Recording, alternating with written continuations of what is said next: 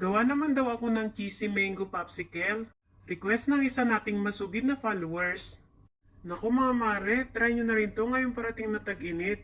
Sigurado magugustuhan ninyo ito kasi sobrang sarap talaga niya. Kailangan natin dito ng 2 pirasong hinog na mangga. Kung gusto ninyo ng mas maraming mangga ay pwede naman kayong magdagdag. Make sure din po na matamis ang mangga na ihahalo ninyo. Ayan, ikat lang natin siya into cubes. Gumamit na ako dito ng baso para madali ko lang siya matanggal. Pwede din naman kutsarahin nyo na lang. Ayan, transfer lang natin siya sa malinis na mangkok. Then, ang gagawin natin dito ay dudurugin natin siya. Pwede rin naman kayong gumamit dito ng blender kung meron kayo, pero para sa akin ay okay na itong masher. Ayan, set aside muna natin. Sa kaserola, maglalagay tayo dito ng 3 lata ng evap milk.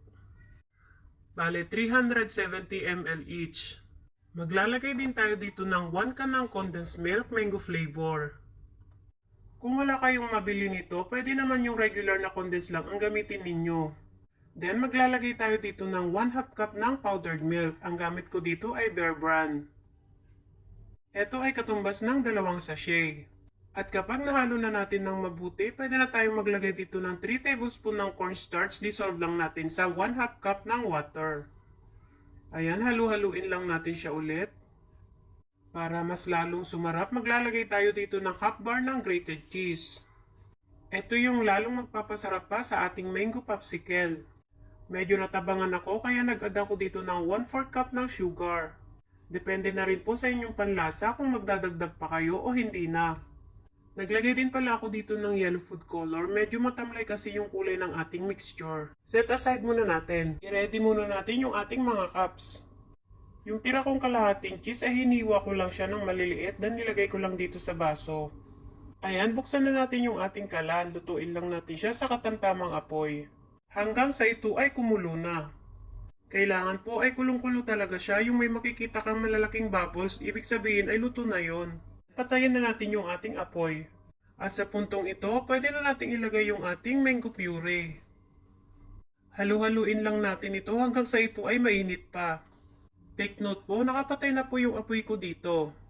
Ayan, transfer natin siya agad sa ating lalagyan. Bali, naglagay lang ako dito hanggang sa huling guhit ng cups. Nasa 20 piraso pala lahat ng cups ang nagamit ko dito. Ang size na gamit ko ay 6 ounce.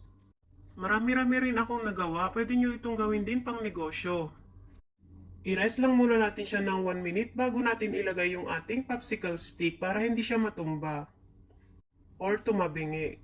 Naku mga mare, subukan nyo na rin to ngayong parating na tag-init. Sigurado akong magugustuhan ninyo at hindi ako mapapahiya sa inyo dahil sobrang sarap talaga niya. Lasang-lasa mo yung pagkamangga niya at saka yung cheese.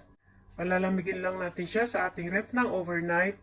Yung complete ingredients ay ilalagay ko na lang po ulit sa ating comment section box. At kung nagustuhan mo ang ating recipe ngayon, pwede pong pakipusuan ng ating video, then mag-comment po kayo sa baba kung taga saan kayo para ma-shoutout ko po kayo sa susunod ng ating video. Ayan, pwede na natin siyang palamigin.